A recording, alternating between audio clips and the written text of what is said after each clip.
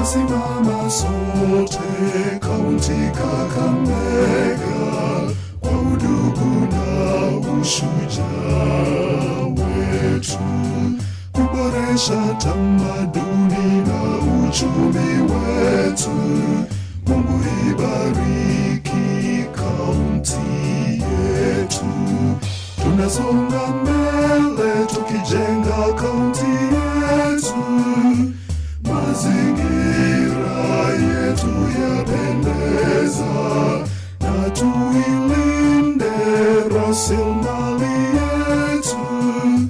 Daima tulinde kaunti yetu, tuimarishe kilimo, biashara tukuze, viwanda tujenge, tuboreshe elimu, michezo tukuze, utalii tukuze. Basi wakati huu tumwelekee Mwenyezi Mungu tuweze kumuomba na kumshukuru. Bismillahirrahmanirrahim. Shukrani zote njema ni zako Mwenyezi Mungu, Mola wetu, Mola wa walimwengu wote, mwingi wa rehma, mwenye kurehemu, mwenye kumiliki siku ya malipo. Ya Allah, ni wewe ambaye tunakuabudu na ni wewe ambaye tunakuomba msaada. Tuongoze katika njia iliyonyooka, njia ya wale wote waliowaneemesha, si katika wale waliokasirikiwa au wale waliopotea. Tunakuomba ikiwa wewe ndio Mola wetu na wewe ndio mfalme wetu. Tumekusanyika hapa siku hii ya leo tukiongozwa na gavana wetu mpendwa Mheshimiwa Fernandez Baraza. Tunakuomba Mwenyezi Mungu, yale yote ambayo gavana wetu atayazungumza hapa siku ya leo na ufunguzi rasmi wa bunge letu la Kakamega County, tunakuomba umpe moyo wa ujasiri, umjalie hikma, umjalie utangamano na uwiano kati yake na hawa mabunge wa county. Tunakuomba Mwenyezi Mungu ujalie kaunti yetu ya Kakamega iwe ni kaunti ambayo itakuwa ni ya kunawiri kiuchumi, kiafya na kila aina yoyote ya mafanikio. Vile vile tunamuombea naibu gavana ambaye tuko naye hapa. Mwenyezi Mungu pia umpe moyo wa uongofu, moyo ambao ni wa ujasiri, azidi kumsaidia gavana kazi yake ili kaunti yetu izidi kunawiri. Tuwaombea wabunge wetu wa county watakayopitisha, watakayozungumza, yawe ni kati ya mambo ambayo yatakuwa na uwiano kati yao na gavana ili kaunti yetu izidi kwenda mbele. Kila anayekuja kwa shari, Mwenyezi Mungu unaijua yake siri. Wewe ndio Mwenyezi Mungu ambaye unajua mambo yaliyojificha na yaliyo wazi. Wewe ndio unapeana ufalme na wewe ndio unanyang'anya ufalme. Umempa gavana wetu utawala. Mjalie wewe ni utawala ambao ni wa haki, utawala wa usawa, utawala wa kuwaleta watu wote wa Kakamega pamoja ili tuzidi kufaulu, na tukifaulu basi inakuwa ni kheri kwetu sisi sote. Twakuomba ikiwa wewe ndio Mwenyezi Mungu wa mwanzo usiyekuwa na chanzo na wa mwisho usiyekuwa na kikomo. Rehma na amani zimshukie Nabii Muhammad na mitume wote waliotangulia. Amin, Rabbi amin, walhamdulillahi rabbil alamin.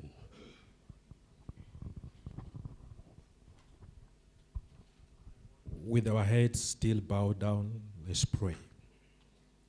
Heavenly Father, we thank you for this important day in the history of a great county, Kakamega County.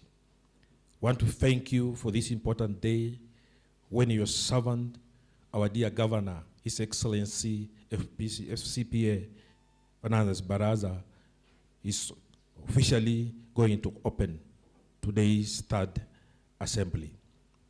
Father, I want to thank God for his life as he starts to build on the good foundation of his predecessor. Lord, I pray for wisdom upon him. Lord, I pray give him knowledge and understanding and favor before you, so that the manifesto he has given forth for the benefit of the people of this great county will be fulfilled. Jehovah, we are gathered here in this great assembly. I want to recognize the presence of the leadership of the assembly, led by our good speaker, Honorable Namasi, his deputy, Honorable Isindu, the two majority leaders, the majority leader and the minority leader, the two whips, oh Lord, I commit them unto your mighty hand, Lord. They have a great work to do as an assembly. There are issues that are going to deliberate upon, my Father. I pray for the wisdom of Solomon, King of Glory. As they go forth, Lord, to make laws as legislators, give them unity and wisdom, oh my Father. As they provide oversight, King of Glory, I pray, my Father, for unity among them, my Father. I know they are approve a lot of documents. I pray, King of Glory, for your hand upon them, Lord. There are various leaders in the house, King of Glory. Thank you for the Deputy Governor. Thank you for the members of the County Assembly, my Father. As they gather in this place, as we start off, King of Glory, we want to start with Thee. We bless your name because the leadership of this county has a desire, Lord, even as the executive prosper, this house will also prosper. On behalf of your servants in this land, Lord, I speak a blessing upon this assembly. In Jesus' name I pray.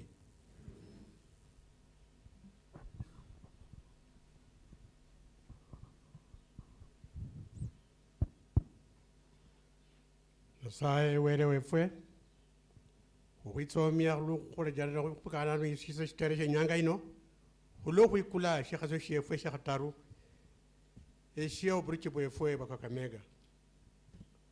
We saw me a look out when we receive our combanga, Banbakakamega, both in about Moon, Murichu Mohongo, Bishriwa, Fernandez, now Londu way, Ayub Sabla, Nende.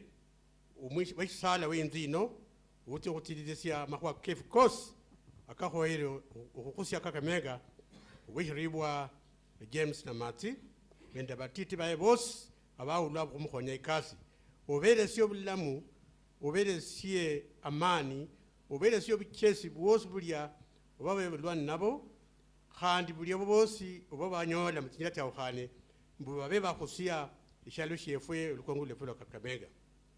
Hando sabile bo si bali abe mirisibe fue bo kwa ulabeni mfukwenye fue mahome kasa saba abali ano mbubo honye bulamu wakakamega butie kulu enda bandu bayo kulome nyoka abu haringala bene balaka abeme nyoba kakamega kumanyire mbu uri muhongo uri mwenu munyali hani omuruchi utia sinabo utie kulu nabo ubashingirire mutimba katiyos nibegala mukisa halo shino mbare na milango Chibusubuwe mwinjira indai ila ali muhindo boyo tawe chendo boyo chitendulo ekyo khoero okusyo bulambo Kakamega kitonye kiriyo ubalindo bulai ubele syo bichesi nendo bukulundu bwosi Kakamega ihule kandi bene ifuma okushiraho ngalahi aberenje nayo ite imbere mara hataru bwitsomya kulobunyali bwawo kumanyire mbu kale aholaka uriyo muno okulisya.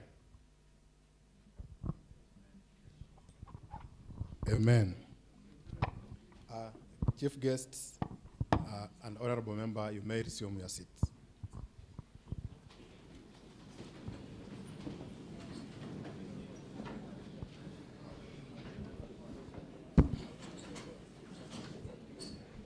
Your Excellency, Honorable Fernandez Baraza, FCPA, OGW, the second governor of the great county of Kakamega, His Excellency, Honorable Deputy Governor, Honorable Ayub Angatia Savula, Her Excellency, the First Lady, Professor Janet Baraza, Honorable members of the County Assembly, the County Secretary, County Executive Committee members, as well as the County Attorney, Chief Officers, Heads of Departments, and all other dignitaries present in the Speaker's Gallery.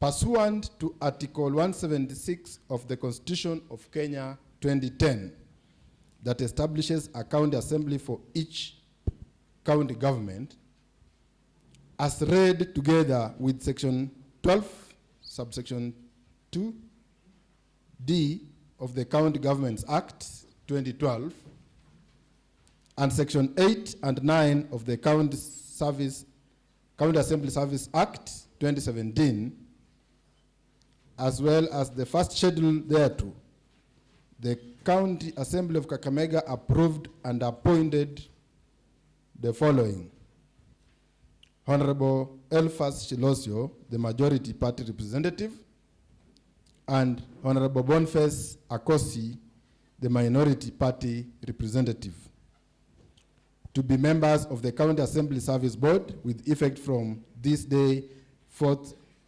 of October 2022. The tenure and responsibilities of office holders and the grounds of removal and vacation of the office are set out in Section 12, subsection 5, 6, and 7 of the County Governments Act 2012, and Section 10 and 11 of the County Assembly Service Act of 2017. Honorable members, Standing Order number 17, 1 of the Kakamega County Assembly Standing Orders provides that His Excellency, the Governor, shall address the opening of each newly elected County Assembly. Following consultations between the offices of the Governor and the Speaker, this day was appointed for the official opening of the 3rd County Assembly. Consequently, I gave notice of this sitting through the official communication channels. Accordingly, this sitting is properly convened. In adherence to Standing Order number 23, His Excellency, the Governor, shall be heard in silence, and his address shall not be followed by any comment or question. It is now my singular honor and privilege to invite His Excellency the Governor to make his inaugural address to the 3rd County Assembly of Kakamega.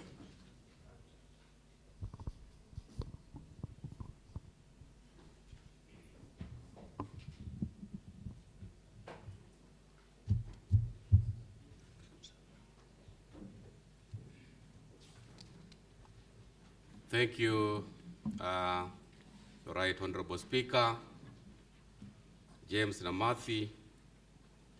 Before I make my address, I would like to request everyone to be upstanding in memory of our mother, Rebecca Nafula Namathi, the mother of our Honorable Speaker. Let's observe 1 minute silence.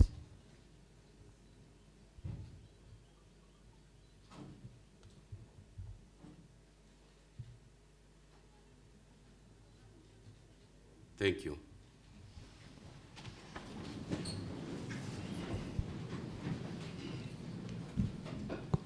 Mr. Speaker, sir, the House leadership, honorable members, members of the Fourth Estate, first and foremost, I want to thank God, whom in His profound wisdom has given us an opportunity to serve the people of Kakamega County in our respective capacities as honorable members. I would like to congratulate Mr. Speaker for winning the trust, confidence, and hope of these honorable members who elected you after a rigorous context as the second Speaker of the Kakamega County and the first one during my administration. More importantly, to note is that you are elected as our Speaker in round 1. This is not a mean achievement. Mr. Speaker, sir, allow me on behalf of my family, honorable members of the County Assembly, the county government staff, and the people of Kakamega County to express our most profound condolences to you and to your entire family following the demise of your beloved mother, the late Rebecca Nafula Namatsi. May you and the rest of your family members find solace in God as we pray for the soul of your matriarch to rest in eternal peace.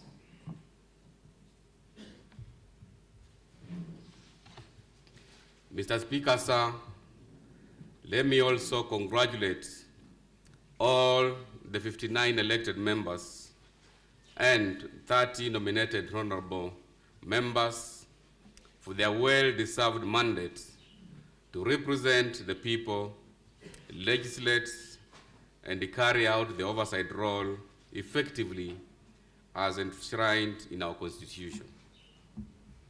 I take this opportunity to sincerely thank the people of Kakamega County for the great honor they bestowed upon me and my deputy after participating actively in the recently concluded general election held on the 29th of August this year. I call it special because the IEBC postponed twice the voting exercise for the position of governor of Kakamega County. This, however, did not kill the spirit of our people to exercise their democratic rights and elect their preferred governor on the said date. Once more, I want to thank the people of Kakamega for bracing this demanding challenge by waking up very early in the morning of that Monday and resoundingly electing me, together with my deputy, Honorable Ayub Savula, to steer this county to greater heights. Mr. Speaker, sir, let it go on record that in the history of devolution, Kakamega County produced the second governor who got elected as the chairperson of Finance, Planning, and Economic Affairs Committee at the Council of Governors by Excellency's governors only 24 hours after being sworn into office. I'd like to thank our colleague governors for entrusting me with this noble task and promise not to fail Kenyans. It is also worth noting that that's not only within my first 10 days in office that we provided leadership at the Kakamega County Assembly, where you elected the Speaker, the Deputy Speaker, and unanimously settling honorable members for position of Majority Leader, Leader of Minority, and we have also elected members of the County Assembly Service Board, among others. This indeed is a manifestation of our willingness to work in harmony for a common agenda, being service to the great people of Kakamega County. Mr. Speaker, sir, the people of Kakamega have put our great county on the global map by demonstrating mature democracy, ignoring intimidation and other malpractices that were witnessed on the 29th of August this year. That is a strong statement sent across Kenya and the global by the electors of Kakamega County that all sovereign power belongs to the people and that the will of the people cannot be subverted through bribery. Today, therefore, I boldly stand on the floor of these honorable members and the floor of the House as the second governor of Kakamega County, not by my own strength and might, but because of the people's overwhelming support of my candidature and the favor of the Almighty God. Mr. Speaker, sir, this being my first term, I pledge to have a smooth working relationship with you and indeed all the honorable members for the benefits of the people of Kakamega. This, however, should not compromise on your mandate as the County Assembly, but build synergy that can ensure both arms of government, the executive and the legislative work harmoniously towards a delivery of quality service to the people of Kakamega County. Together, let us demonstrate to the electorates that indeed we are the right team to drive the Kakamega agenda forward for the next 5 years. And based on our good performance, I am hopeful the electorates will consider giving us another term when that time comes. Mr. Speaker, sir, as I stated the 15th of September, this year, during my swearing-in ceremony held at Buhungu International Stadium, my 6-point agenda for the people of Kakamega County should form the basis of our commitment to partner and ensure equal development across our county, the green jewel. Hence my slogan of Maendeleo na Usawa kwa wote. With Kakamega's vision of a wealthy and vibrant county offering high-quality services to its residents, in our minds and hearts, I call upon all of us to quickly embark on the journey of transforming the lives of our people. As your governor, I believe that our strength is entrenched in our collective potential and diversity as the people of the great county of Kakamega.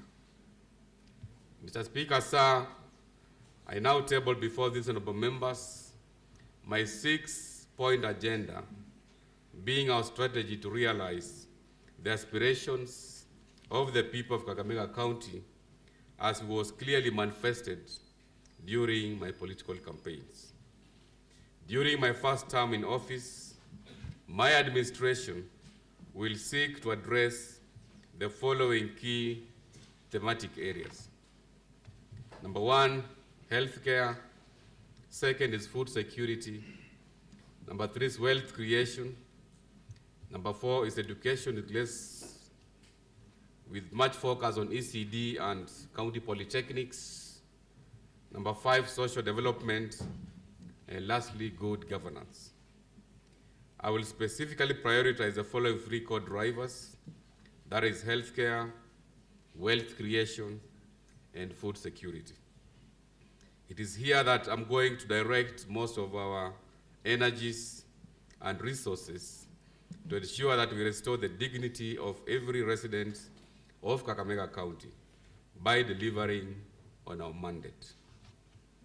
Mr. Speaker, sir, on matters health, first I'm happy to bring to these honorable members the good news of Kakamega County being safe of Ebola disease, contrary to the recent allegations in a section of the media that painted Kakamega County, and in particular Mumias, as a hotspot.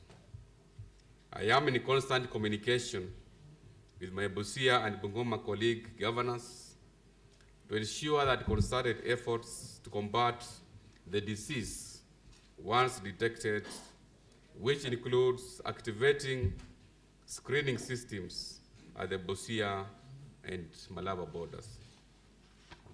Kakamega County has put in place a rapid response team which is ready to swing into action for any suspected Ebola case within our jurisdiction.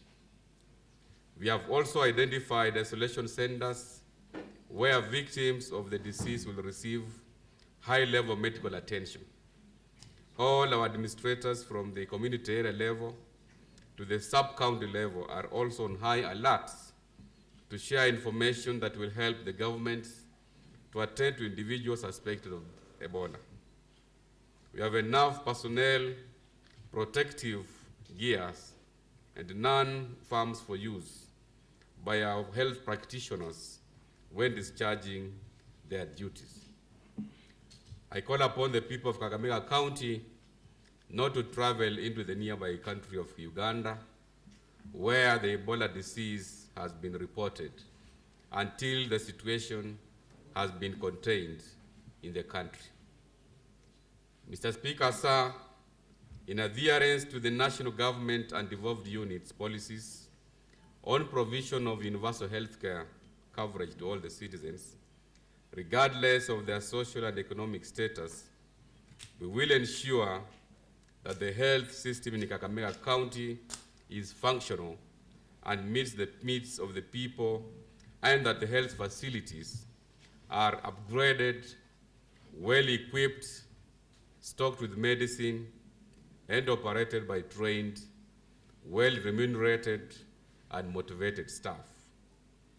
In efforts to ensure provision of quality healthcare services across the county, we shall operationalize and implement the Kakamega County Health Services Act 2022 within 100 days of my administration.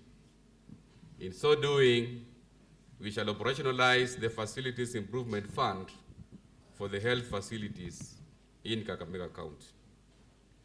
This fund shall ensure that monies collected from a particular health facility are plowed back into that facility, ensuring continuous and sufficient supply of drugs and other medical supplies necessary for effective and efficient functioning of our hospitals. Mr. Speaker, sir, I commit to deal with all the cartels, specifically at the County General Hospital, that have made it increasingly difficult for the residents to access quality health services.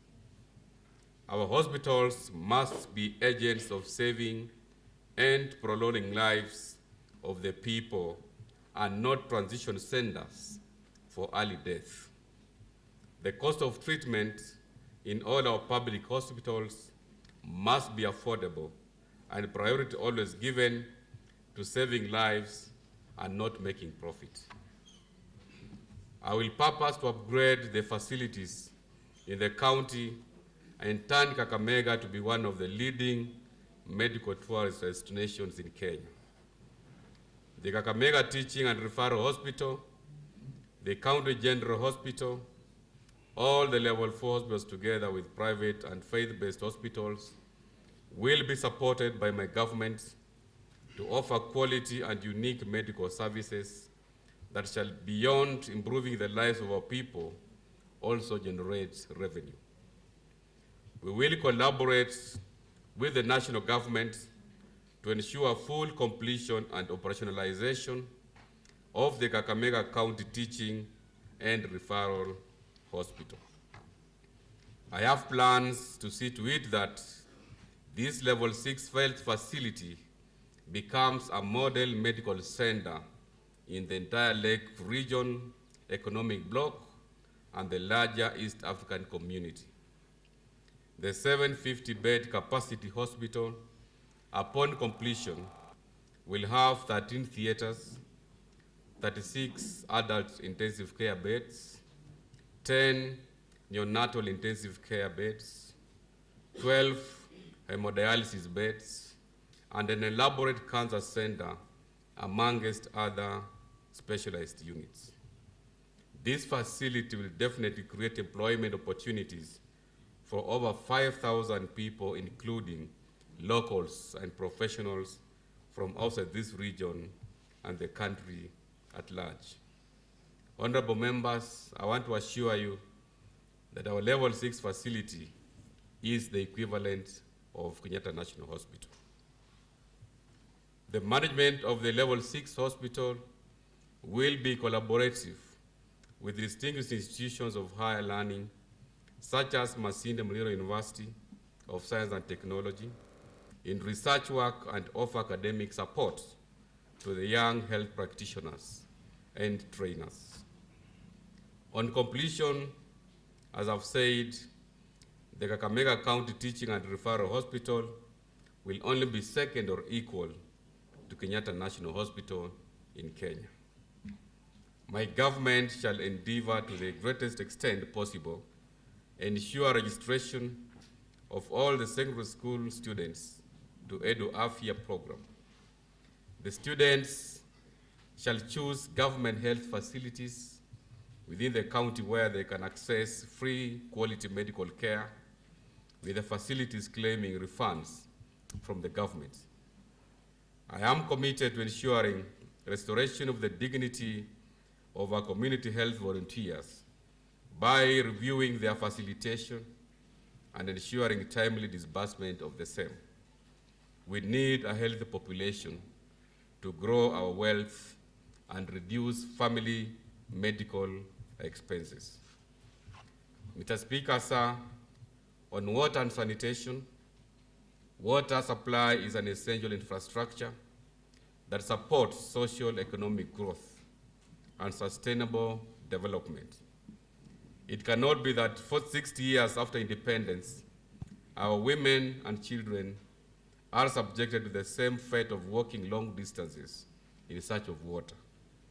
My administration shall endeavor to connect as many homesteads as is practically possible to water supply in what I shall call Amati Mumiliango, water at the doorstep. Article 43, 1, subsection D of the Constitution of Kenya 2010 states that every person has the right to clean and save water in adequate quantities. Further, Part 2 of the 4th schedule, Item 11, recognizes water and sanitation services as a devolved function. To this end, I commit to elect and effect radical reforms in the water sector to ensure that the two county water companies, Kakamega Water, Urban Water, and Sanitation Company, that is Kakuwasco, and Kakamega County Rural Water and Sanitation Company, that is Kakuwasco, offer efficient services to the people of Kakamega County. Some of the expected reforms at the water sector will include strengthening accountability by putting in place proper digital financial management systems. The staff will keep abreast with changing technology by attending continuous government-sponsored capacity building programs to ensure effective and efficient service delivery to our clients, including timely billing and revenue collection. We shall provide an enabling environment for the two companies to coexist, share available resources, and deliver water and offer services to the people and institutions at tariffs that are affordable. Ensuring that our households are connected to clean water is not just a moral and administrative obligation, but is also a constitutional requirement that binds all of us. This must happen during my administration. Mr. Speaker, sir, on wealth creation, employment opportunities have become scarce in the county, and therefore most of our young people are in dire need of income. Indeed, the COVID-19 pandemic affected most businesses, and as a result, most families are still struggling to make ends meet. It will be my primary responsibility of my administration to capitalize on our peaceful and progressive environment and promote business growth and make Kakamega County more attractive to investors. We will collaborate with the business community and other county stakeholders on e-commerce, a massive employment platform for our youth, as well as the elders. In the next 5 years of my leadership, I commit to facilitate wealth creation in our county. To this end, Mr. Speaker, I want to challenge ourselves to start thinking of investing back here at home. Kakamega County, for instance, has a wide range of opportunities in the hospitality industry, a sleeping giant that requires committed sons and daughters of this land to pull together and invest in hotel industry, among other ventures, and help create employment opportunities for our people. To reduce on poverty levels and increase employment opportunities for our people, I commit to build industrial parks in each of the 3 regions of the county, the northern, the south, and the central. This will bring on board more investors, highlight key strategic tourist attraction, and also increase the flow of visitors to Kakamega County.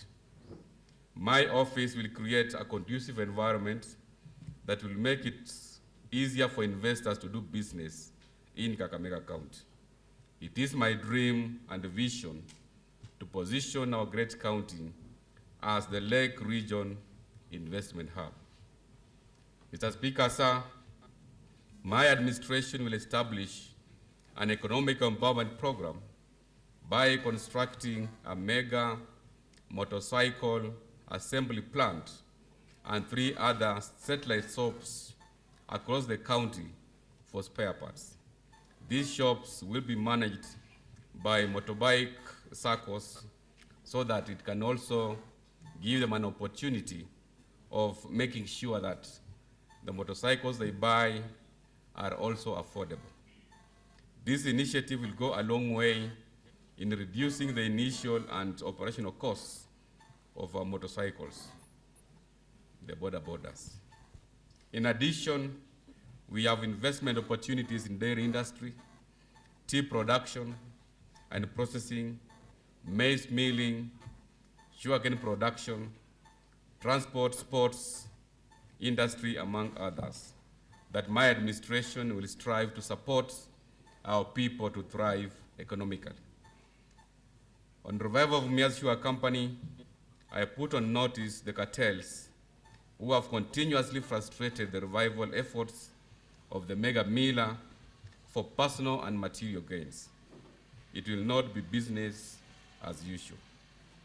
As we play our part on this course, I call upon for political goodwill from this honorable House and support by all the stakeholders in bringing our continental miller back to business. On food security, Mr. Speaker, agriculture contributes 52% of our gross county product, that is a GCP, while the same sector contributes 26% to the national gross domestic product. Yet it suffers from a myriad of challenges. This is the sector where 80% of our people directly and indirectly thrive their livelihoods.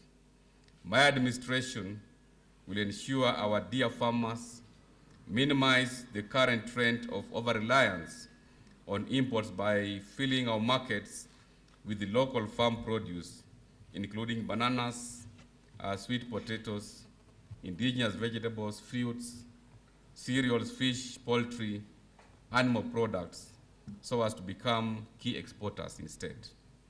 For instance, fish farming is now a huge enterprise all over the world and in our region.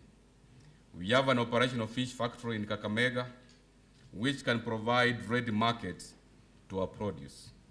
This sector only requires little farm motivation, and it will become a game changer for our people.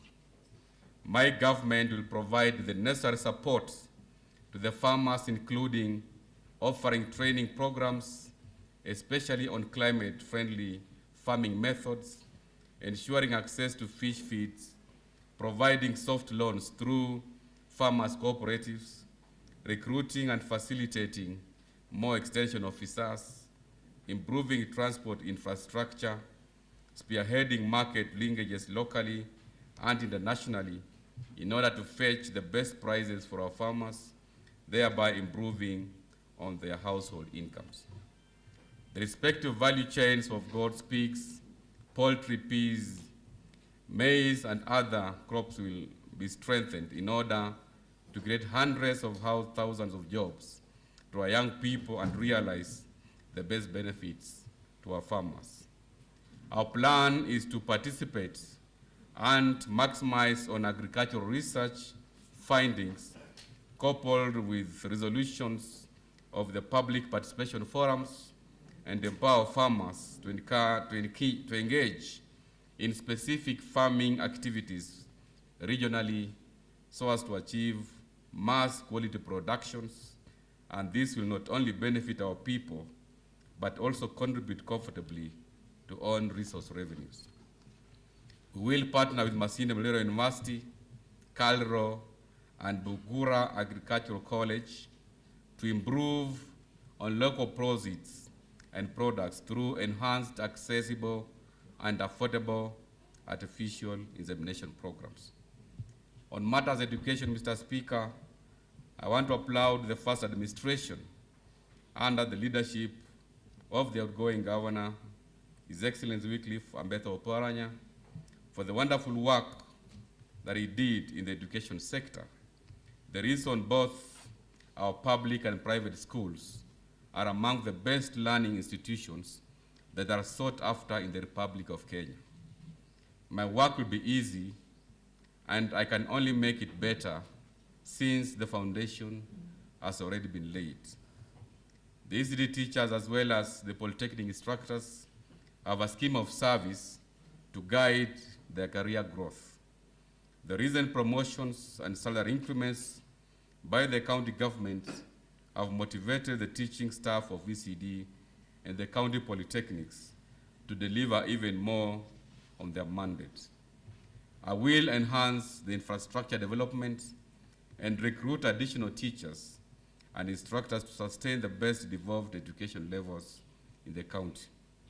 We will sustain 100% polytechnic capitation and establish polytechnic centers of excellence together with vocational institutions in the northern region, central region, and the southern region, so as to promote specialization of skills and products in demand.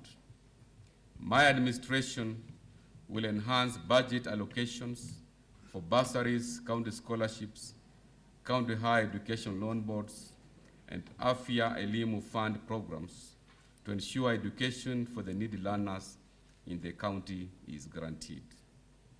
On social development, Mr. Speaker, the success of any human being is being measured by the way we treat our children and the vulnerable in the society.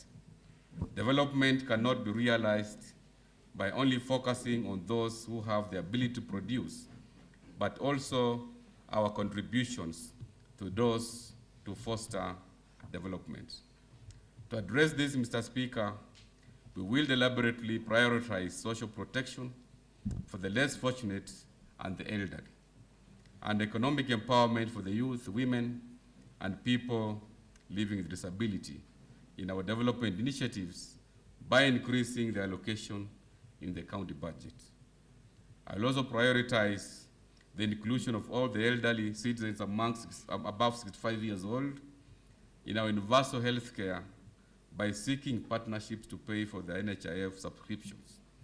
This will enable them to access medication seamlessly as and when required. My government will endeavor to support youth and women groups in undertaking various socio-economic activities across the county. In fulfillment of this manifesto on empowering the youth through nurturing sports activities and talents, one of my agenda items is to construct 12 modern recreational centers of excellency in each constituency. We will also improve the facilities for our sporting events, including construction of gyms, athletic tracks, football and rugby grounds, among others, and commit to ensure completion of the ongoing government sports projects, especially the iconic Buhungu International Stadium. Mr. Speaker, sir, I want to take this opportunity to most sincerely thank you and congratulate the Koyondo Boys School Rugby team for putting Kakamega County on the international map by emerging the champions in this year's Kenya Secondary Schools National Bowls Games Rugby Sevens, staged in Nakuru County, and thereafter proceeding to win a silver medal in Arusha, Tanzania, during the East and Central Africa Secondary Schools Sports Competition. My administration will roll out the inaugural Governor's Cup in both the rugby and soccer disciplines, both male and female, which will enhance talent acquisition and development at the grassroots levels within the county. Mr. Speaker, sir, I commit to ensure that all the 3 regions of Kakamega County, the North, the South, and the Central, each have a gender-based violence rescue center to help in responding to such cases of human rights violation. In collaboration with the State Department for Child Protection, my government will implement the county children's policy to ensure that the welfare and rights of our children are protected. This includes management and control of the fast growing population of street children in Kakamega County and Mumias municipalities. In this financial year, we will initiate the project to construct 3 children-friendly centers in the county, 1 per region, to offer necessary care and character development for the needy children. Those children will later be reintegrated into the society to continue with their normal lives. I will spearhead protection of our culture and heritage by supporting and strengthening local initiatives that put Kakamega County on the global map. To this end, Mr. Speaker, my administration will host a Kakamega County Annual Culture Week, where all our communities will showcase diverse thematic cultures, not limited to our traditional attires, songs, dances, cuisines, and herbal medicine. The young generation and scholars will definitely find this exhibition a source of great information about our unique ways of life. Mr. Speaker, today's society is largely divided because people have decided to work in silos, hence weakening our social fabric and killing our traditional norms. To this end, I urge the County Public Service Board to establish the office of the county chaplain that will initiate county annual prayer breakfast meetings, which will bring on board all denominations to intercede for the county, together with all our elected leaders, and help eliminate any attempts to destroy our unity. On matters good governance, Mr. Speaker, none of the above mentioned pillars can be realized without good governance. There is need for both the executive and the legislature to work together, since the problems that our people face are better addressed and solved by ourselves by maximizing on the collective solution strategy. I call upon all government departments and agencies to efficiently deliver services to the people devoid of existing protocols. My administration will ensure that we have a responsible and accountable county public service, which will guarantee efficient and effective service delivery to the people of the great county of Kakamega. With the support of this Honorable House, I intend to restore Ward Development Fund and equitably distribute flagship projects at ward and sub-county levels. In doing all this, it is my vision to enhance citizen participation in county development matters. I pledge to work with all elected leaders, irrespective of their political affiliations, in any project or program that will realize the full potential of our county for the benefit of the people of Kakamega. My government will initiate a quarterly county leaders forum where we will meet and reflect on the development progress realized in our county and come up with the best approach to address challenges that we jointly face. This will ensure that we jointly share our work plans to reduce duplication and build synergy in all our development initiatives. My administration will ensure completion of all the ongoing projects to benefit our people. Mr. Speaker, sir, allow me to address this Honorable House on good governance expected of us by members of the public. Guided by the Constitution, Kenya Vision 2030, the 4th Medium-Term Expenditure Framework, MTP4, the County Government Act 2012, the County Integrated Development Plan 2023-2027 that is currently being developed, and other statutory legal frameworks, Kakamega County must make key strides across all the sectors and attest that indeed devolution is the positive transformative agent of the people's lives at the grassroots.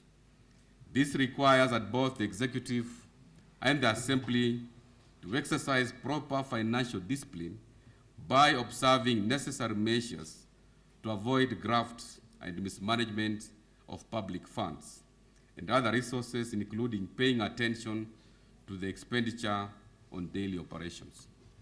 Mr. Speaker, once the full leadership of this House is in place, it is expected that the Assembly will improve on internal controls and proper financial management. In adherence to the Public Officers Ethics Act, I call upon the County Assembly Public Service Board to quickly conduct a thorough audit of the staff of the Assembly and ensure required output of the identified human resource is optimally realized for the benefit of our people. The board should timely review the County Assembly organizational structure against the existing staff establishment for efficient and effective service delivery. Mr. Speaker, sir, I call upon this third assembly to ensure the roles of honorable members being oversight, legislation, and representation are not compromised at any level, given governance is our ultimate objective. This time will focus on activities and operations of the Honorable House itself. In doing so, Mr. Speaker, sir, the Assembly must pay close attention to timely remittance of all statutory obligations and ensure proper usage of financial resources once the executive has disbursed the House allocation through the controller of budget. I want to take this opportunity to encourage the House leadership, honorable members, and the staff of the County Assembly to ensure prudent use of public resources that are allocated to the Assembly from the Exchequer, in line with the provisions of the Public Finance Management Act 2012, and in line with the principles of management of public finances under Article 201 of the Constitution of Kenya, with all emphasis on accountability and transparency. Mr. Speaker, my administration will offer the necessary support and cooperation to the Assembly to ensure we improve on our general performance from the current position 46 out of 47 in the Republic of Kenya to be among the top 5 performing county assemblies. This will include construction and equipping of a modern Kakamega County Assembly building. In this regard, I am informed that there's already an earmarked land for the construction of this very important infrastructure. I therefore commit to liaise with the relevant leadership of the County Assembly, National Lands Commission, the Office of the County Commissioner, the National Ministry of Lands, the County Department of Lands and Housing, and the Office of the County Attorney to ensure timely implementation of the new Assembly building. In order to have a conducive working environment, and one of the priority projects under my administration will also include construction of a modern county headquarters, which will be fairly distanced from the central business district of Kakamega town. Similarly, in adherence to the recommendations by the Salaries and Remuneration Commission, I commit to ensure construction of the governor's official residence within this first term of my administration. Mr. Speaker, sir, my administration recognizes the key role played by the county governor's spouse in supporting the adherence of the manifesto of the Office of the Governor. However, there is no law that formally establishes the Office of the County Governor's Spouse. Article 185, subsection 2 of the Constitution of Kenya 2010 gives the County Assembly power to make any laws that are necessary for the effective performance of the functions and exercise of the powers of the county government under the 4th schedule. Article 235, subsection 1, provides for the establishment and abolishment of offices in the county government. In this regard, therefore, I call upon this Honorable House to consider and fast-track the enactment of a legislation that will establish the Office of the Governor's Spouse in order to provide for an institutional and legal framework to promote transparency and accountability in the Office of the Governor's Spouse.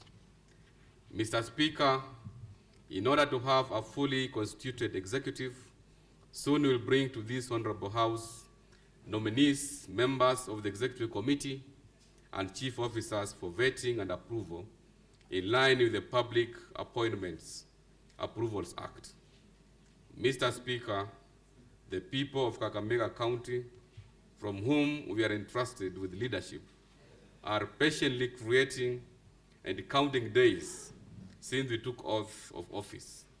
And very soon, the 100th day of our administration will be here with us to account.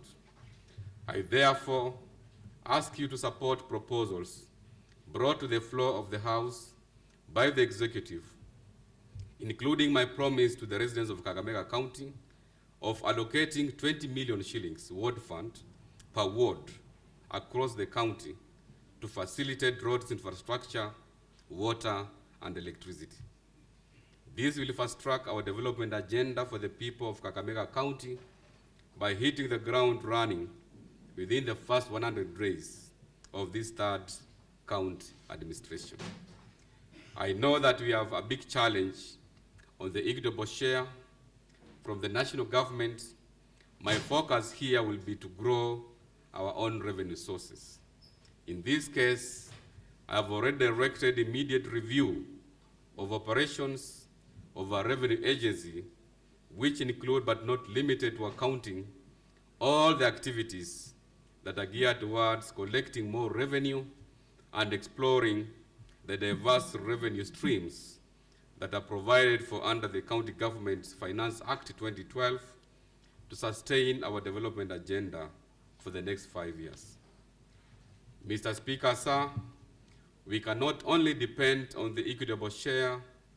In the recent inaugural meeting of the Council of Governors, the sectoral chairpersons, one of the things which we highlighted is to make sure that we diversify our revenue streams. Besides on-resource revenue, we shall pay close attention to the royalties which are going to obtain from the mining activities in the county.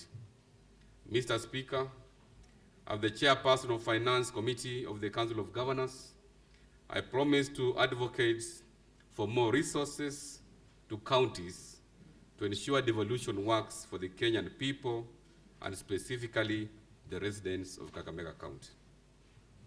Mr. Speaker, sir, concerning the welfare of all of you honorable members, in order for you to execute your mandate effectively in this financial year, I want to prioritize car loans and mortgage facilities with a repayment plan that lapses before the end of this first term. These vehicles are not a luxury, but a tool of work which will help members to carry out their oversight, representation, and also to work more effectively and efficiently. Finally, Mr. Speaker, sir, in order for us to achieve our sole mandate of serving the people with equitable distribution of resources and development across the county, we must from now henceforth unanimously agree to bury our political differences and focus on quality service delivery to the people of Kakamega County. Together, let us strive at improving on our performance in service delivery to the people of Kakamega County by streamlining on financial management and also internal controls, while at the same time embracing teamwork. With those many remarks, Mr. Speaker, sir, it is my hope and desire that the County Assembly shall collaborate and cooperate with the Executive without compromising on their oversight mandates to ensure effective and efficient service delivery to the people of Kakamega County by transforming their lives. Let me end with a challenge and a call to all honorable members present here today to focus beyond the next 5 years term. As Martin Luther King Jr. said, if you can't run, then walk. If you can't walk, then crawl. But whatever you do, you have to keep moving forward. Thank you very much. God bless Kakamega County. God bless Kenya. Asanteni sana na Mungu awabariki. Thank you.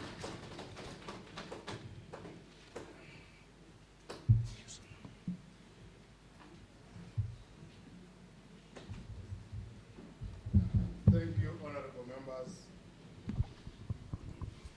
Thank you, honorable members, for your patience during this sitting.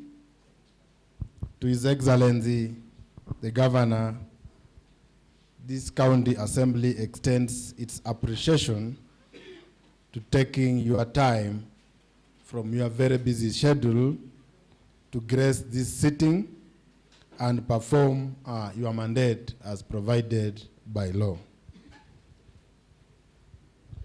Honorable members, following the conclusion of His Excellency the Governor's address and pursuant to Standing Order number 20, the Governor's speech will be laid on the table at the next sitting, and it will be debated for the next 3 consecutive sittings. So the Governor's speech will also be uploaded on the website so that you can access it, read it before, and prepare thoroughly for the debate on the same. The Governor's speech will also be sent on your emails for ease of reference. Accordingly, and in accordance with the Standing Order number 17, Sub-Rule 2, this sitting stands adjourned to Wednesday, 5th October 2022 at 10 a.m.